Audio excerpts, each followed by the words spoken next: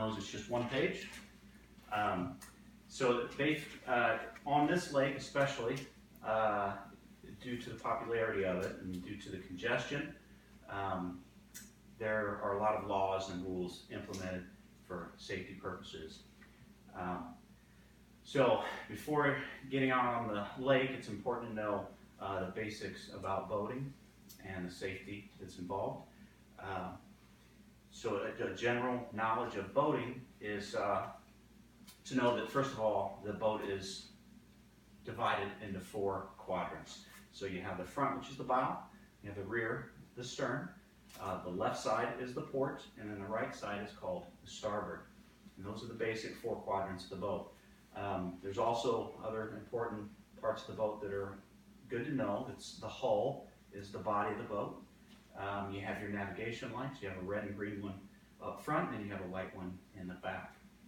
And there's also the outdrive, which is important. That contains the prop, which makes the boat go. So these are important terms to know for communication when you're talking to people about boats, when you're talking to mechanics, or when you're talking to authorities on the lake about boats. It's important to know these terms.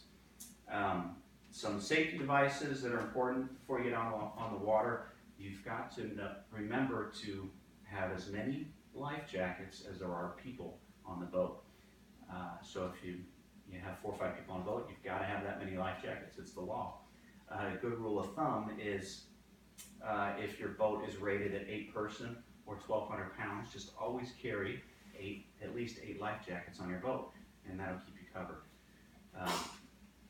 Another important thing to have is a U.S. Coast Guard rated fire extinguisher, and it's got to be very accessible. It can't be near the engine or hidden in any compartment. It needs to be accessible and easy to use. The life jackets themselves have to be U.S. Coast Guard rated as well. Okay. So safety on the water. When you get out on the water, skiers, tubers, wakeboarders, they're of the most vulnerable people on the lake. And it's really important to pay attention to what you're doing when you're operating a boat, so that their safety is a major concern. So when a skier is in the water, when either he's fallen or he's just getting up, there needs to be an orange flag present. And that orange flag indicates a 50-yard no-wake zone within that downed skier. So if a boat comes into that 50 yards, they need to slow down to idle speed so they don't create a wake. There's other situations on the lake. There's divers on the lake, and they need to present a diver down flag when they're down, and that's a red flag with a white triangle that goes across it. I'm sorry, a white slash that goes across diagonally. And again, that's 50 yards as well. So if you come into range of that flag within 50 yards, you need to slow down to idle speed, and that's for the safety of the diver. Okay. With so many boats on this lake, there's been a right-of-way established. So typically, when there's 2 terms coined, there's a right-of-way, or there's a stand-on vessel, and then there's a give-way vessel.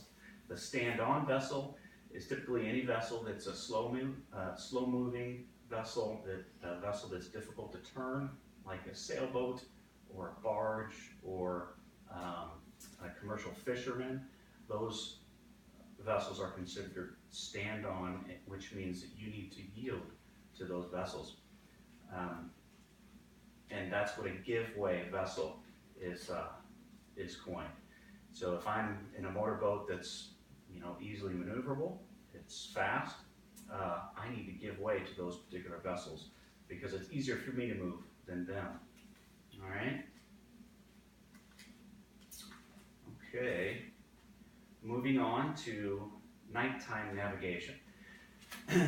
This is where the lights come into play. So at night when you're on the lake, you'll see boats with certain lights. You'll have a red and a green light up front on the bow of the boat, and you'll have a white light on the stern.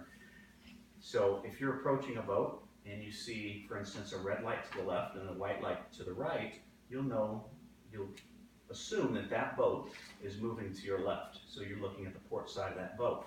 So that should tell you that I should turn right to avoid coming in contact with that vessel. If I see a green light with a white light to the left, I should assume that that boat is traveling to my right, so then I should turn left to avoid collision. If I see both red and green lights, I can assume that that boat is coming directly at me. And if I see just a white light, I can assume that that boat is traveling away, so I can, navigate however I need to avoid collision with that. So, in conclusion, again, because this lake is so popular, there's so many laws that are implemented, but of course they're for our safety, everyone's safety. And it's a great opportunity to get out on the lake and have fun, but we always need to be mindful of other people and how we can maintain safety on the lake. So thank you very much. I appreciate you listening.